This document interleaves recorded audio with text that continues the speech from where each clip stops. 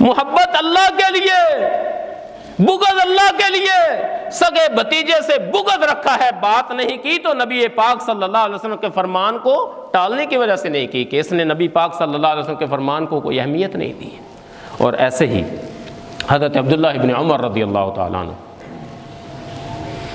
ان کا بیٹا ایک ہے سالم، امام سالم رحمہ اللہ، اور سالم کے بھائی ہیں بلال، یعنی بلال بن عبداللہ بن عمر، تو گویا کہ سالم اور بلال دونوں آپس میں بھائی ہیں۔ تو سالم بیان کرتے ہیں، یہ صحیح مسلم میں ہے، 442 نمبر حدیث ہے، تو حضرت سالم بیان کرتے ہیں کہ ہمارے والد محترم حضرت عبداللہ ابن عمر نے حدیث بیان کی، کہتے ہیں کہ نبی پاک صلی اللہ علیہ وسلم نے فرمایا لا تمنعوا نساءکم المساجد اذا استأذنکم الیہا، کہ جب تمہاری خواتین مسجد میں جانے کی اجازت طلب کریں تو ان کو مت روکو۔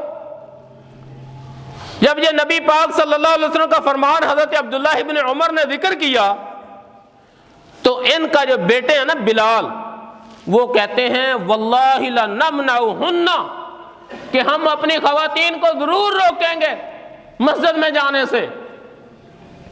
اب حضرت عبداللہ ابن عمر رضی اللہ تعالیٰ نے جب بات سنی نا، یہ جملہ سنا کہ میں اس کو نبی پاک صلی اللہ علیہ وسلم کا فرمان سنا رہا ہوں، آگے سے انہوں نے یہ بات کی ہے فَسَبَّهُ سَبًّا سَيًّا مَا سَمِعْتُهُ سَبَّهُ مِثْلَهُ قَطُّ، تو سالم کہتے ہیں کہ ایسا برا کہا ان کو، ایسی سختی کی کہ آج سے پہلے میں نے اپنے والد محترم کو یہ انداز اختیار کرتے ہوئے نہیں دیکھا تھا۔ کیوں؟ الحب للہ والبغض فی اللہ، محبت اللہ کے لیے، بغض بھی اللہ کے لیے۔ اگر بیٹے سے بغض ہے تو اللہ کی رضا کے لیے۔ اور یہ مسئلہ بھی سمجھ لیں، آج نبی پاک صلی اللہ علیہ وسلم کے زمانے سے آج تک خواتین مساجد میں آ رہی ہیں، حرم مکہ میں بھی آ رہی ہیں، دوسری مساجد میں بھی آ رہی ہیں، اور آنا بھی چاہیے ان کو، لیکن اگر نہ آئیں ان پہ سختی نہیں ہے۔ شریعت نے صرف یہ اعتراض کیا ہے کہ بن سور کر کوئی عورت مسجد کا رخ نہ کرے، خوشبو لگائے غلط ہے، بن سور کر آئے، ایسے آواز کرنے والے زیورات پہن کر آنا یہ غلط ہے۔ آپ کو درجنوں احادیث صحیح ملیں گی، درجنوں، کہ نماز کے لیے آئیں ان کو حق حاصل ہے، جمعہ کے لیے آئیں ان کو حق حاصل ہے، عیدین کے لیے آئیں ان کو حق حاصل ہے۔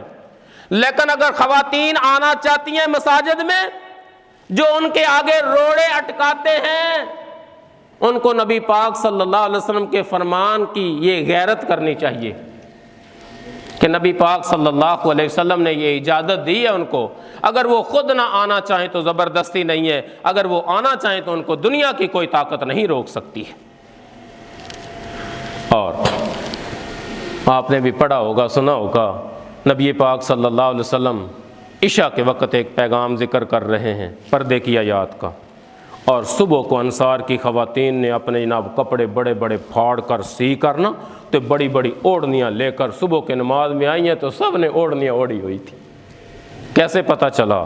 جیسے جنگل کی آگ پھیل جاتی ہے نا، ایسے یہ نبی پاک صلی اللہ علیہ وسلم کا فرمان فوراً رات کو عشاء کی نماز میں حکم ہوا، صبح کی نماز میں سب نے اپنے اوپر اوڑھنیاں اوڑھی ہوئی۔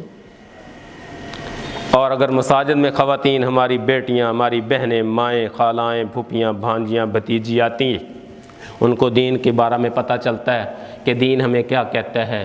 نبی پاک صلی اللہ علیہ وسلم یہی فرمایا کرتے تھے، کوئی خاتون اگر وہ جنت میں شارٹ کٹ جانا چاہتی ہے تو اس کے لیے یہی ہے کہ 5 نمازیں پڑھتی رہے، رمضان المبارک کے روزے رکھتی رہے، اپنی عزت کی حفاظت کرتی رہے، اور اپنے خامد کی بات مانتی رہے۔ کل قیامت کے دن اللہ مالک الملک اس کے لیے جنت کے 8 دروازے کھول دیں گے۔ یہ معلومات جیسے ہمیں چاہیے، ہماری بہنوں کو بھی چاہیے، خواتین کو بھی چاہیے۔ اور ایسے ہی غیرت کی میں بات کر رہا تھا کہ حضرت عبداللہ ابن عمر رضی اللہ تعالیٰ عنہ کے بعد حضرت عبداللہ ابن مسعود ہیں، مفتی صحابی ہیں، ایک مسجد میں پہنچے تو اعلان کر رہا ہے ایک آدمی گم شدہ چیز کا، حالانکہ نبی پاک صلی اللہ علیہ وسلم کا فرمان ہے کہ ینشد ضالۃ فی المسجد، کہ اگر آدمی کوئی مسجد میں گم شدہ چیز کا اعلان کرتا ہے، اس کو کہو لا رد اللہ علیک، اللہ کرے یہ تجھے چیز نہ ملے، بد دعا دو اس کو۔ اللہ کے نبی فرماتے ہیں مسجدیں اس لیے بنائی گئی ہیں، اور ہمارے ہاں تو ایسا ہے کہ کوئی دیہاتوں میں تو بہت ہی زیادہ ہے نا، دیہاتوں میں اگر کوئی کسائی جو ہے نا گوشت کر لیتا ہے جناب، اس کا بھی اعلان ہے، سبزی لے آتا ہے اس کا بھی اعلان ہے، اور ٹماٹر پیاز ہر چیز کا اعلان مسجد میں ہوتا ہے، حالانکہ کہ اور الگ ہونا چاہیے کوئی سسٹم۔ اللہ کے نبی صلی اللہ علیہ وسلم کے فرمان کی یہ مخالفت کی جاتی ہے اور غور بھی نہیں کیا جاتا۔ تو بہرحال حضرت عبداللہ ابن مسعود رضی اللہ تعالیٰ عنہ نے جب دیکھا کہ مسجد میں اعلان ہو رہا ہے اور اس کو سخت سست کہا، اس پہ بڑے ناراض ہوئے۔ تو ایک آدمی کہتا ہے جی آپ پہلے تو ایسے نہیں ہوتے تھے، آپ نے کبھی یہ انداز تو اختیار نہیں کیا اے عبداللہ ابن مسعود؟ تو کہتے ہیں کننا نؤمر، ہم ایسے ہی حکم کیے جاتے تھے، آپس میں ہم صحابہ اکرام یہی بات کرتے تھے۔ بس اوقات ہوتا ہے اخلاق کے ساتھ پیار کے ساتھ سمجھانا ہوتا ہے، اور کچھ لاتوں کے بھوت باتوں سے نہیں مانتے اور پھر ان پہ سختی لازم ہو جاتی ہے، اور صحابہ اکرام نے ایسے پہلو اختیار کیے۔ اور حضرت عمران بن حسین رضی اللہ تعالیٰ عنہ، انہوں نے حدیث بیان کی الحیاء کلہ خیر، کہ حیا مکمل کا مکمل خیر ہے، کامیابی، عافیت اور بھلائی ہے۔ اور حضرت بشیر بن کعب کہتے ہیں ہم نے حکمت کی کتابوں میں پڑھا ہے، کچھ اور کتابوں میں بھی پڑھا ہے کہ اس میں خیر ہوتی ہے، وقار اور سکینت ہے، اور اس میں کمزوری ہے، کمزوری بھی ہے۔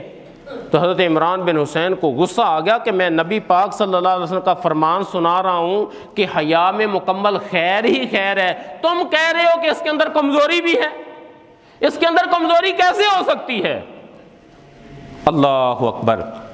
اور ایسے ہی آج ہم نے دیکھا ہے کہ کئی نوجوان سائنسی تحقیق کے تجربے ذکر کرتے ہیں محمد رسول اللہ کے فرمان کے مقابلے میں۔ اللہ کی قسم شریعت محمدی صلی اللہ علیہ وسلم سائنس کی کوئی محتاج نہیں، سائنس محتاج ہے اور قیامت تک کے لیے رہے گی۔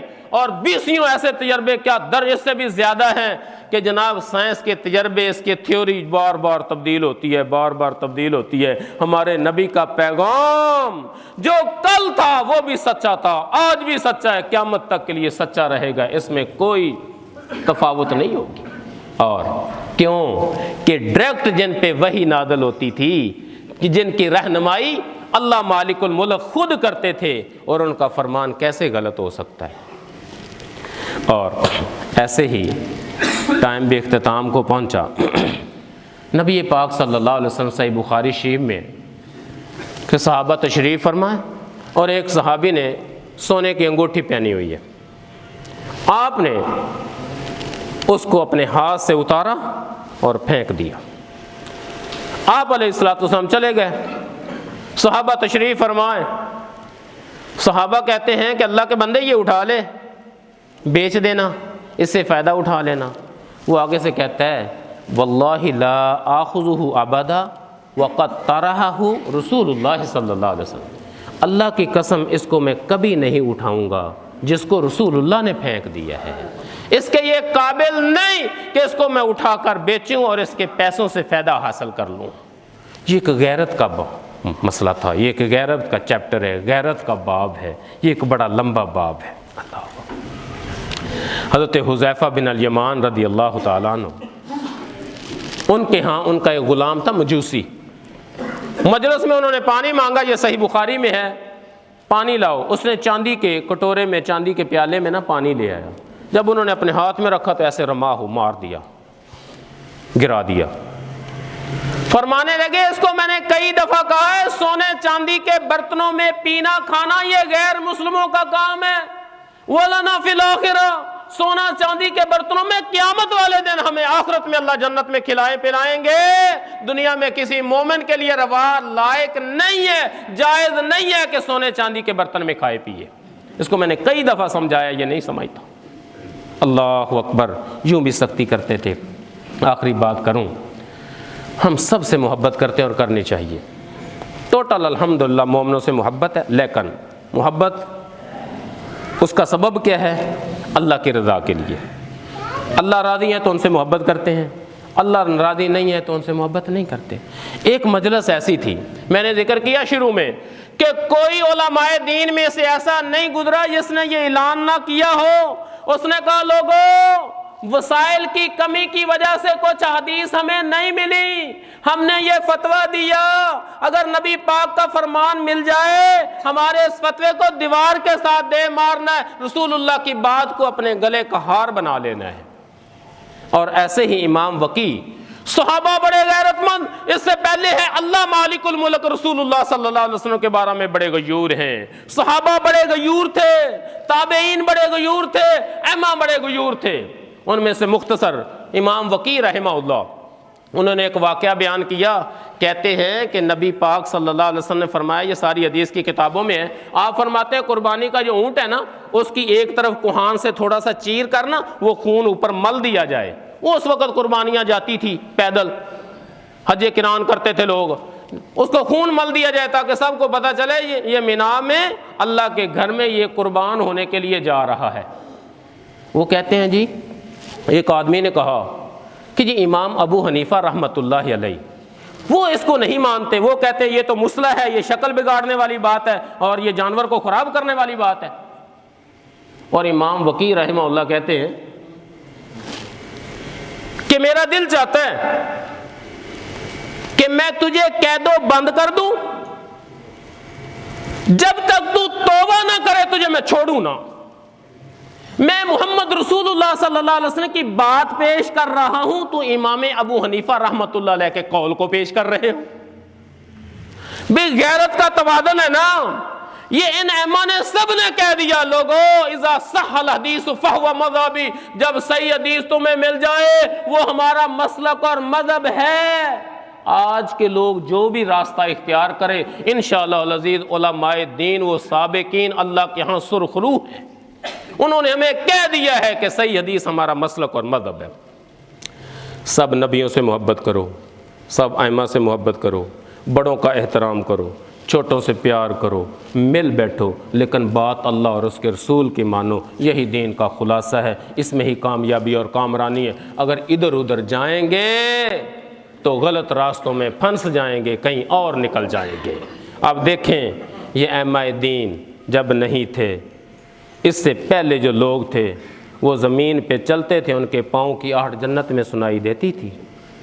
انہوں نے کس چیز پہ عمل کیا تھا؟ صرف قرآن و سنت پہ عمل کیا تھا، بس، اس کے علاوہ کچھ نہیں۔ ہمارا ہر قسم کا امام، ہماری خلوت جلوت کا ہر قسم کا، حتیٰ کہ امام الانبیاء ہمارے جنت میں بھی وہی امام اور رہبر و رہنما ہیں۔ ہماری کسی کی طرف کوئی نسبت نہیں ہے، ہماری نسبتیں ساری کی ساری محمد رسول اللہ کی طرف ہے صلی اللہ علیہ وسلم، اور یہی کامیابی اور کامرانی ہے۔